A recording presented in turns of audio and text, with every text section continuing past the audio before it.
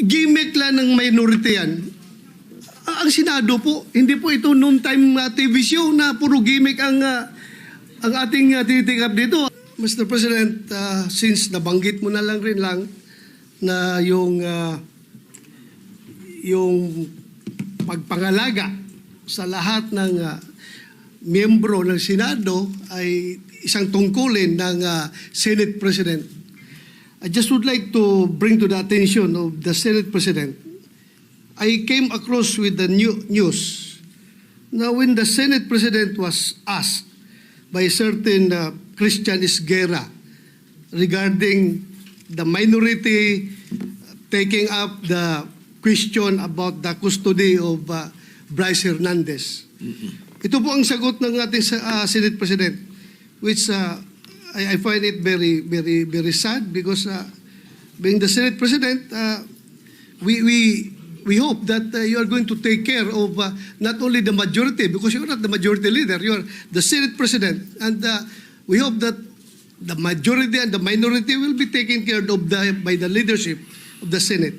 And if I quote your answer, Mr. President, gimmick yan ng minority. Hindi ba nila naiisip na baka si Martin Romualdez ang tuta ko?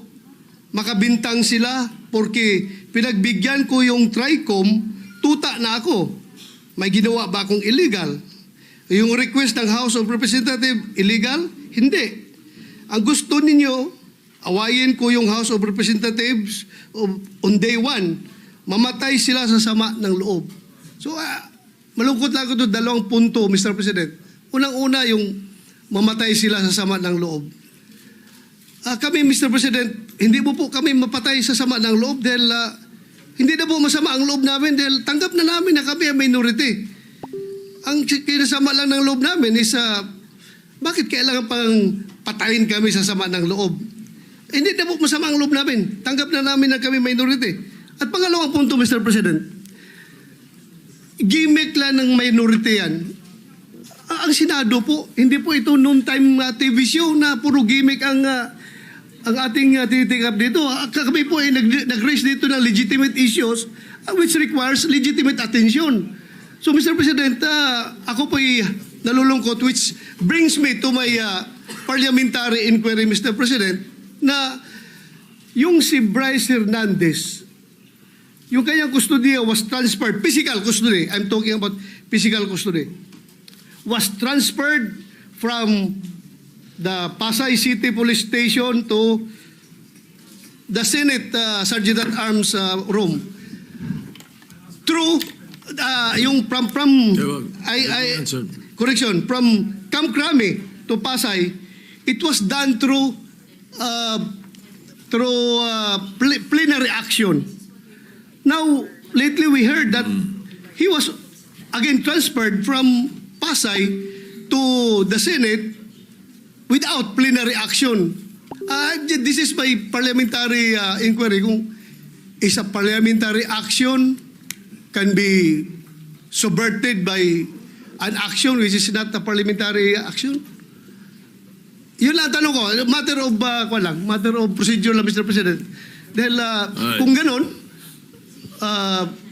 kailangan klaruhin natin yung ating rules. Thank you, Mr. President. Before I recognize the majority leader to place on record the recommitment of Mr. Hernandez, when I said mamatay sila na sama ng loob, we were addressing the trolls because it was the trolls who were saying something to that effect na misunderstood nila completely. No?